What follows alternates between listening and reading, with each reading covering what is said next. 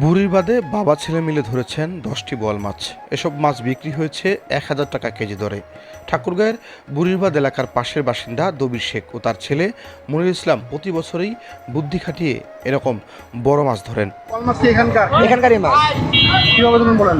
এর মাছ এনে নদীর মধ্যে ঘেরা, নেট দিয়ে ঘেরা আছে, ওখানে মাছ ঢুকছে নদীর মাছেই, ওইটাই বড় হয়েছে।